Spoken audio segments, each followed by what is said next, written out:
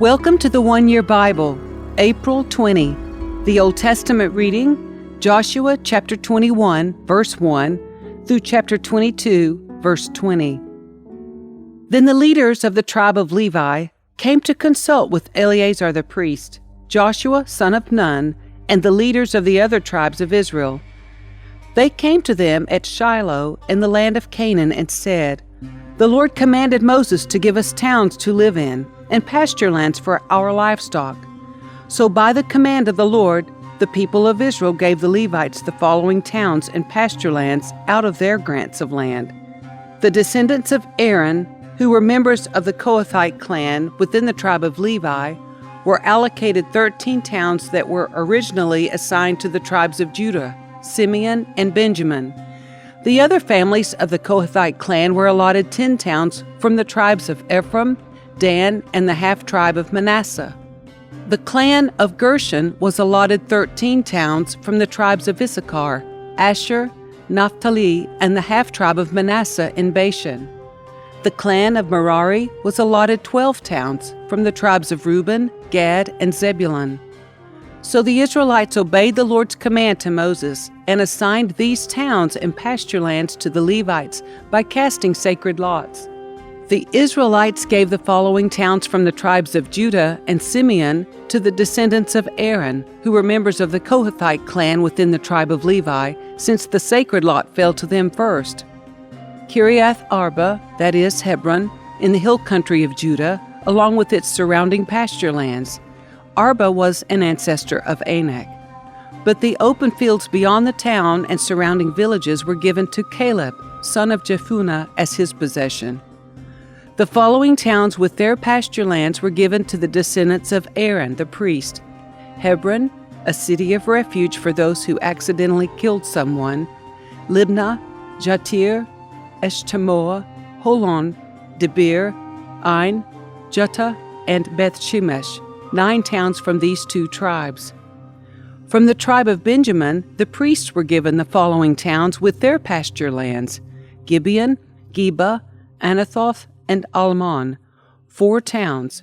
So in all, 13 towns with their pasture lands were given to the priests, the descendants of Aaron. The rest of the Kohathite clan from the tribe of Levi was allotted the following towns and pasture lands from the tribe of Ephraim: Shechem in the hill country of Ephraim, a city of refuge for those who accidentally killed someone; Gezer, Gibzam, and Beth Horon, 4 towns. The following towns and pasture lands were allotted to the priests from the tribe of Dan: Eltekeh, Gibbethon, Aijalon, and Gath-Rimmon, 4 towns. The half-tribe of Manasseh allotted the following towns with their pasture lands to the priests: Taanach and Gath-Rimmon, 2 towns. So in all, 10 towns with their pasture lands were given to the rest of the Kohathite clan.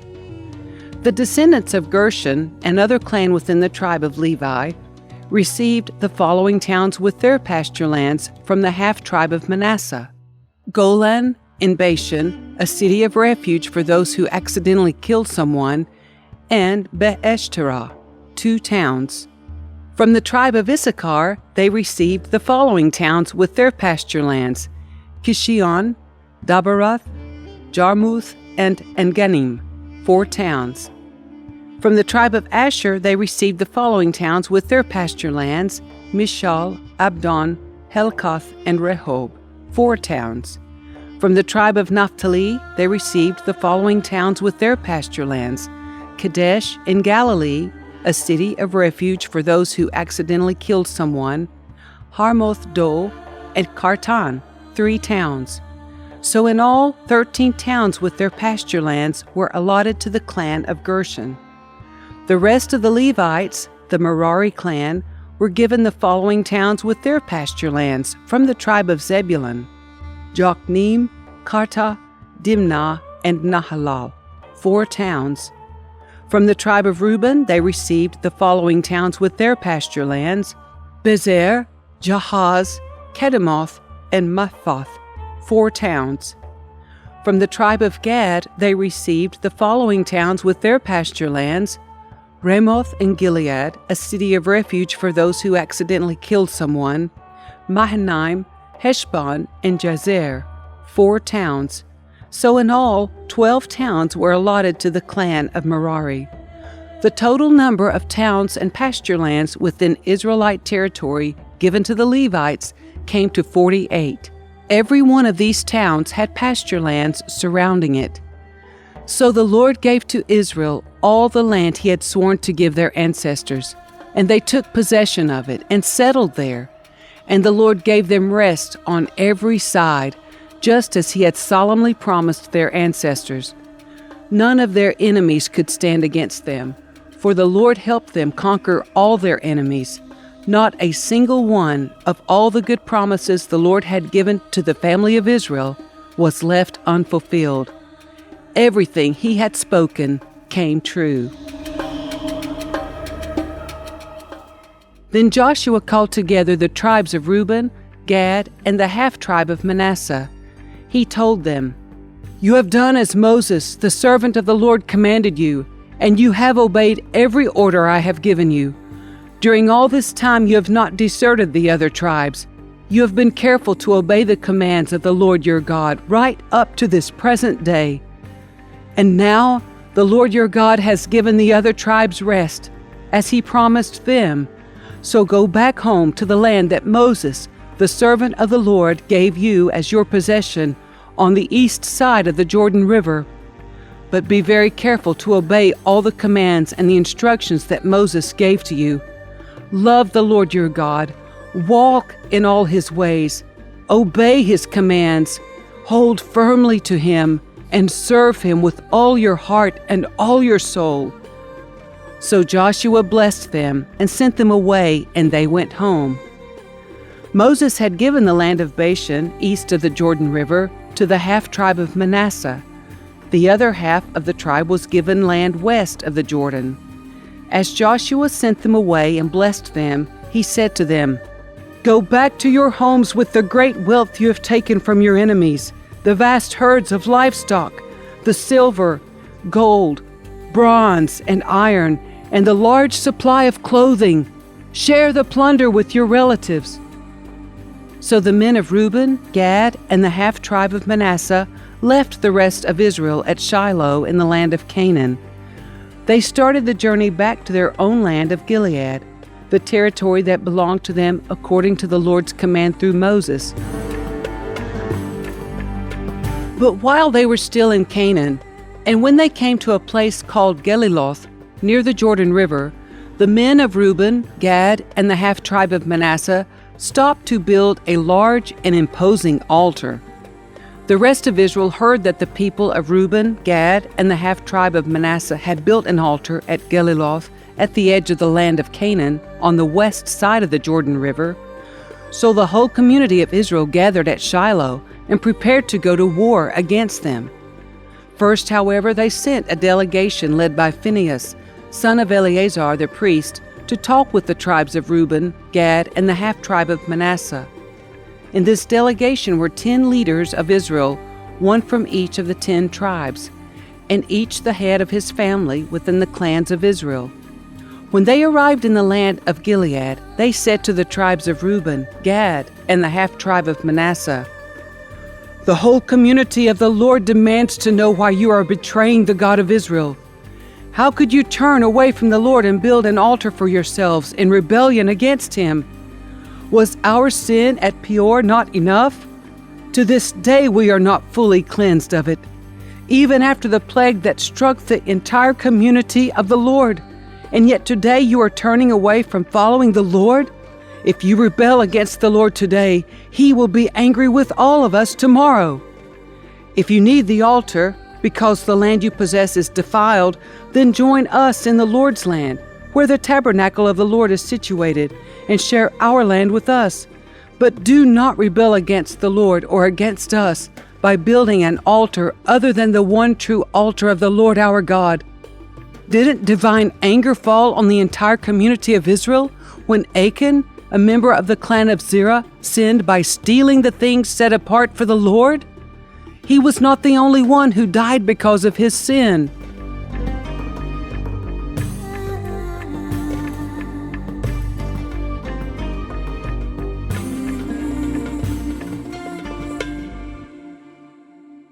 The New Testament reading, Luke chapter 20, verses 1 through 26. One day, as Jesus was teaching the people and preaching the good news in the temple, the leading priests, the teachers of religious law, and the elders came up to him. They demanded, "By what authority are you doing all these things? Who gave you the right?" "Let me ask you a question first," he replied. "Did John's authority to baptize come from heaven, or was it merely human?" They talked it over among themselves. "If we say it was from heaven, he will ask why we didn't believe John. But if we say it was merely human, the people will stone us because they are convinced John was a prophet." So they finally replied that they didn't know. And Jesus responded, "Then I won't tell you by what authority I do these things." Now Jesus turned to the people again and told them this story. A man planted a vineyard, leased it to tenant farmers, and moved to another country to live for several years. At the time of the grape harvest, he sent one of his servants to collect his share of the crop. But the farmers attacked the servant, beat him up, and sent him back empty-handed. So the owner sent another servant, but they also insulted him, beat him up, and sent him away empty-handed. A third man was sent, and they wounded him and chased him away. "What will I do?" the owner asked himself. "I know, I'll send my cherished son. Surely they will respect him." But when the tenant farmers saw his son, they said to each other, "Here comes the heir to this estate. Let's kill him and get the estate for ourselves." So they dragged him out of the vineyard and murdered him. "What do you suppose the owner of the vineyard will do to them?" Jesus asked. "I'll tell you, he will come and kill those farmers and lease the vineyard to others." "How terrible that such a thing should ever happen," his listeners protested. Jesus looked at them and said, "Then what does this scripture mean? The stone that the builders rejected has now become the cornerstone. Everyone who stumbles over that stone will be broken to pieces, and it will crush anyone it falls on." The teachers of religious law and the leading priests wanted to arrest Jesus immediately because they realized he was telling the story against them. They were the wicked farmers, but they were afraid of the people's reaction. Watching for their opportunity, the leaders sent spies pretending to be honest men. They tried to get Jesus to say something that could be reported to the Roman governor so he would arrest Jesus. "Teacher," they said, "we know that you speak and teach what is right and are not influenced by what others think. You teach the way of God truthfully. Now tell us, is it right for us to pay taxes to Caesar or not?" He saw through their trickery and said, "Show me a Roman coin. Whose picture and title are stamped on it?" "Caesar's," they replied. "Well then," he said, "give to Caesar what belongs to Caesar, and give to God what belongs to God." So they failed to trap him by what he said in front of the people. Instead, they were amazed by his answer, and they became silent.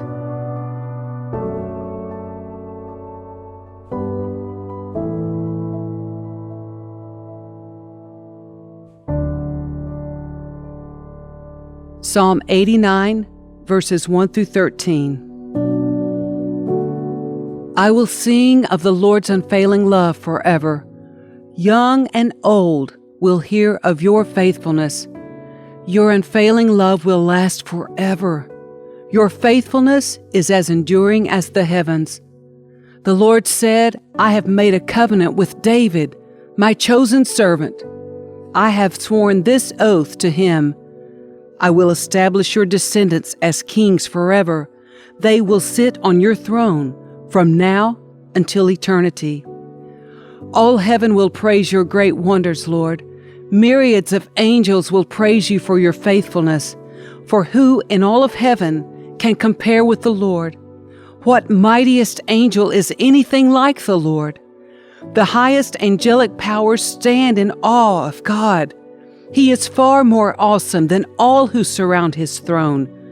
O Lord God of heaven's armies, where is there anyone as mighty as you, O Lord? You are entirely faithful. You rule the oceans. You subdue their storm-tossed waves. You crushed the great sea monster.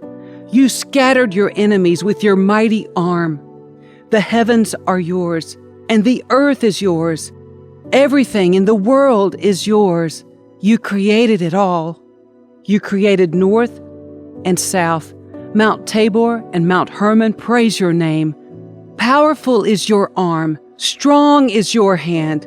Your right hand is lifted high in glorious strength. Proverbs 13, verses 15 and 16. A person with good sense is respected. A treacherous person is headed for destruction. Wise people think before they act. Fools don't, and even brag about their foolishness.